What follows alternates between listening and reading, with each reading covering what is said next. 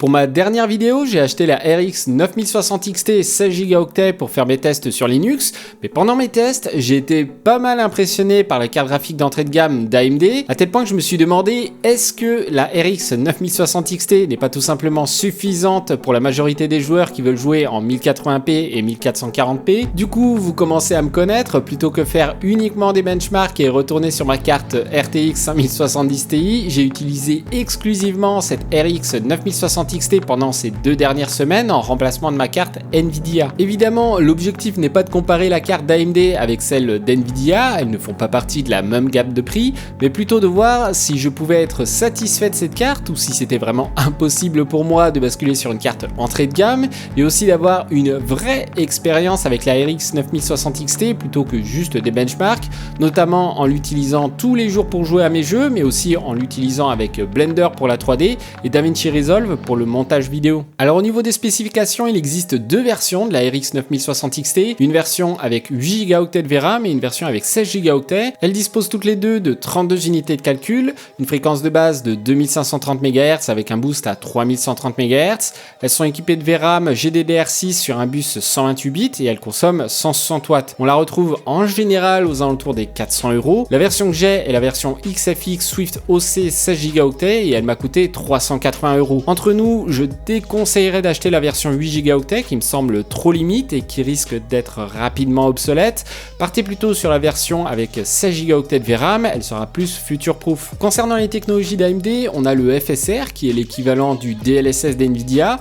Longtemps à la traîne par rapport à la technologie d'Nvidia, le FSR dans sa version 4 a fait d'énormes progrès. On n'a plus l'effet granuleux et pixelisé des versions précédentes. Le nouvel algorithme arrive à bien retenir les détails sur les éléments au loin, mais aussi les textures, et globalement c'est très proche du DLSS 4, suffisamment proche pour ne plus être un réel souci, là où les versions précédentes du FSR étaient à titre personnel peu exploitables. La moins bonne nouvelle, c'est que la version 4 du FSR est uniquement compatible avec les cartes RDNA 4, donc les RX 9000, du coup ce n'est pas vraiment un souci pour notre RX 9060 XT d'aujourd'hui, mais si vous avez une ancienne carte AMD, vous restez bloqué sur les versions précédentes du FSR. L'autre technologie, c'est la Frame Generation, et AMD en propose aussi.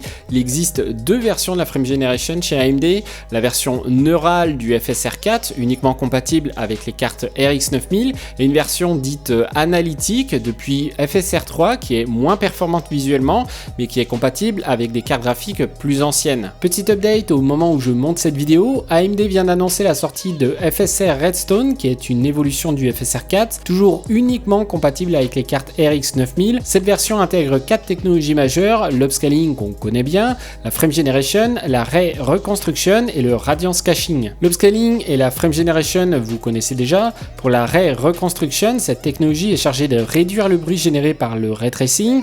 Quand je parle de bruit, je parle de bruit visuel bien sûr, l'aspect granuleux qu'on peut avoir avec le ray tracing.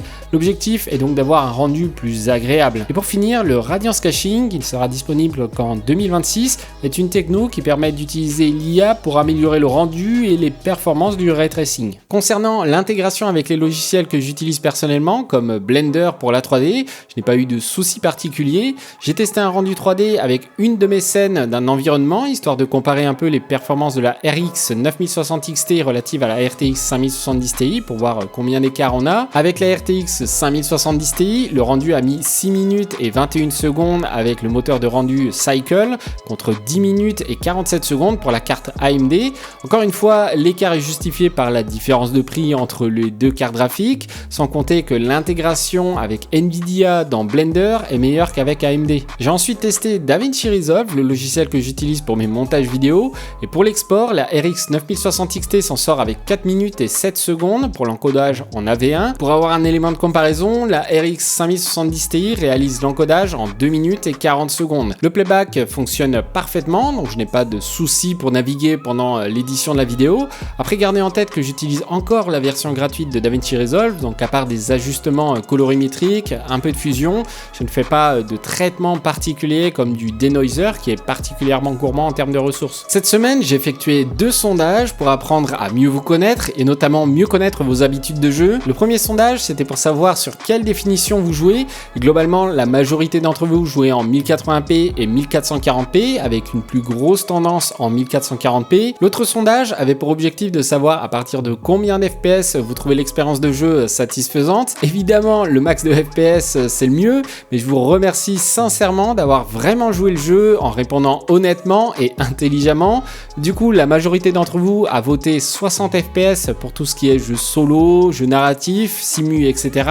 et 120 FPS pour les jeux multi et compétitifs. Je tenais à vous partager ces résultats, ça permettra notamment de relativiser sur les performances de la RX 9060 XT dans les benchmarks. Du coup, passons au benchmark, et pour information, ma configuration de test est la suivante: un processeur AMD Ryzen 7 9700X, 32 Go de RAM en DDR5 6000 MHz CL36 et une carte mère ASRock B650i Lightning Wi-Fi. L'ensemble des jeux ont été testés avec les paramètres élevés et non en ultra pour refléter au mieux les habitudes de jeu de la majorité d'entre vous. Et on commence avec Cyberpunk 2077 en 1080p rasterisation et 100 FSR. Le jeu affiche 120 FPS en moyenne avec un 1% low à 74 FPS. La carte était légèrement CPU bound, globalement la carte tournait entre 85% et 93% d'utilisation. En 1440p, la RX 9060 XT n'est plus CPU bound et tourne à 88 FPS. Ensuite, en 4K, Cyberpunk tourne à 42 FPS en moyenne, mais le frame pacing n'est absolument pas stable.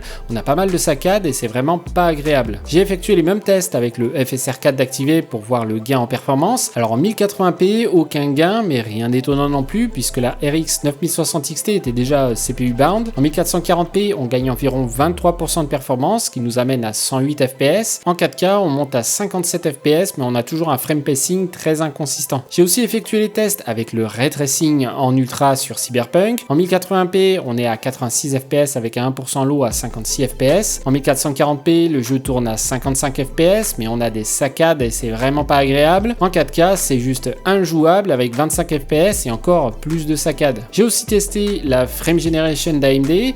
En 1080p, le jeu tourne à 223 FPS. En 1440p, la RX 9060 XT tourne à 194 FPS. Et en 4K, 98 FPS, mais avec de l'input lag assez important. J'ai ressenti pas mal de lourdeur dans le mouvement de la souris. On passe à Battlefield 6 en 1080p avec les paramètres en élevé. Le jeu tourne à 137 FPS avec la RX 9060 XT pleinement exploitée. En 1440p, on est à 97 FPS, donc ça reste pleinement jouable. Pour finir, en 4K, le jeu tourne à 54 FPS avec un frame pacing assez stable et pas de gros drop d'FPS. À titre personnel, c'était pas non plus super agréable d'être sous la barre des 60 FPS dans la mesure où j'ai pas mal ressenti de lourdeur dans les mouvements de la souris dû à l'input lag, mais le framerate était plus stable comparé à Cyberpunk dans les mêmes conditions. Sur Overwatch 2, sur la map King's Row, le jeu tourne à 371 FPS en 1080p. En 1440p, on tourne à 240 FPS, donc largement jouable même pour les joueurs exigeants. Et en 4K, 221 FPS avec un 1% low à 179 FPS. Passons à un des jeux les plus populaires du moment, Ark Raiders. En 1080p, il tourne à 126 FPS avec un 1% low à 91 FPS, donc parfaitement jouable. En 1440p, la carte flirte avec les 100 FPS, donc ici aussi parfaitement jouable pour la plupart des joueurs. Et en 4K, sans grande surprise, le jeu tombe à 52 FPS. Dans tous les cas, il est évident que malgré ses 16 Go de VRAM, la RX 9060 XT n'est pas taillée pour la 4K car il lui manque clairement de la puissance de calcul pour cette définition. Enchaînons avec Where Winds Meet, un jeu en monde ouvert qui marche aussi pas mal en ce moment. En 1080p, le jeu tourne à 89 FPS avec un 1% low à 70 FPS. C'est clairement le jeu le plus gourmand de ces tests. En 1440p, on tombe à 64 FPS. Sachez toutefois que le frame pacing est assez stable, donc on n'a pas d'énormes variations de FPS non plus, en tout cas dans le monde ouvert. En 4K, ça devient clairement difficile pour la RX 9060 XT avec 36 FPS. On finit ces benchmarks avec Path of Exile 2 qui accueille sa nouvelle ligue à l'heure où sera publiée cette vidéo, avec notamment pas mal d'optimisation, mais les tests ont été réalisés sur la version 0.4 du jeu. Gardez aussi en tête que le jeu est encore en early access. Pour information, j'ai dû effectuer les benchmarks sur des anciens drivers, les 25.8.1, car les derniers drivers qui sont les 25.11.1 semblent bugger, et Path of Exile 2 tourne en boucle sur la compilation des shaders, donc impossible de lancer une partie. Avec les drivers 25.8.1, je n'ai pas eu de soucis. En 1080p, le jeu affiche 148 FPS avec un 1% low à 111 FPS, c'est parfaitement fluide et je n'ai pas eu de soucis majeurs de frame pacing. En 1440p, 1080p, la RX 9060 XT affiche 97 fps, donc ça reste ici aussi parfaitement jouable. On finit en 4K où le jeu affiche 60 fps en moyenne avec un 1% low à 42 fps. Petite insertion pendant le montage de cette vidéo, les drivers 25.12.1 sont sortis aujourd'hui, du coup j'ai retesté Path of Exile 2 et tout fonctionne parfaitement avec ces nouveaux drivers. Parlons un peu de mon expérience avec AMD, et pour être honnête c'est ma première carte AMD. À l'époque où c'était ATI avec les Radeon, j'avais beaucoup entendu parler des problèmes de driver et de leur stabilité. Globalement maintenant c'est clairement mieux, mais si je veux être totalement franc avec vous, ce n'est pas non plus 100% parfait. Par exemple, le jeu Age of Empires 4 est injouable avec les drivers 25.11.1. J'ai tenté un rollback sur les drivers 25.8.1, mais je n'ai pas eu d'amélioration. Le jeu se lance, mais c'est impossible d'entrer dans la campagne sans que le jeu crache. J'ai vérifié quand même avec ma carte Nvidia que Age of Empires 4 se lançait bien, et effectivement, pas de soucis. Pour le coup, je ne sais pas si c'est lié au driver d'AMD ou si c'est le jeu qui est instable avec les cartes d'AMD. À qui la faute, je ne sais pas. Dans tous les cas, le jeu n'est pas stable. Les drivers 25.11.1 ne fonctionnent pas non plus correctement avec Path of Exile 2 en l'état. La compilation des shaders prend une éternité et au bout de 30 minutes, j'ai tout simplement arrêté. Avec le rollback sur les drivers 25.8.1, je n'ai pas eu de problème et j'ai pu jouer sans souci. Donc personnellement, je conseillerais plutôt de garder ces drivers tant que tout fonctionne et de tester les updates petit à petit.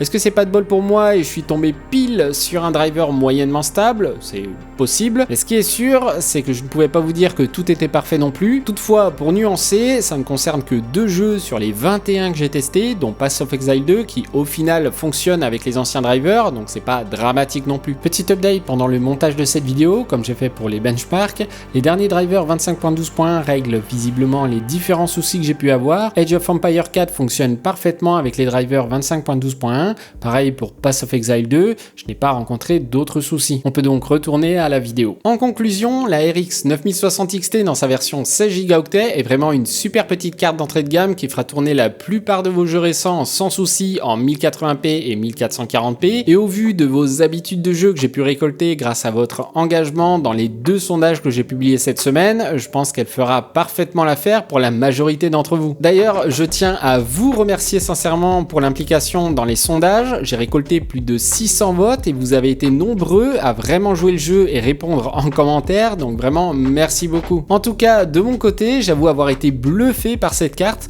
Je l'ai acheté 380 € et franchement, pour ce prix, c'est difficile d'être déçu. La prochaine étape avec cette carte graphique, ce sera de monter ma propre Steam Machine faite maison. Donc l'objectif, ce sera de faire une configuration mini TX avec un boîtier plus compact que mon NR200p et avec des composants de dernière génération, contrairement au choix de Valve. Le tout pour un prix le plus bas possible. Alors évidemment, au vu des tarifs actuels des composants, notamment de la RAM, ça va être dur de faire moins de 1000 €, mais je suis curieux de voir ce que je vais pouvoir en tirer. D'ailleurs, si vous êtes curieux de voir ce que vaut Linux pour le gaming, vous pouvez aller voir ma dernière vidéo. En tout cas, merci d'avoir regardé cette vidéo, j'espère qu'elle vous a plu. Si c'est le cas, pensez à liker et à vous abonner, ça m'aide énormément. Sur ce, à la prochaine, prenez soin de vous, ciao!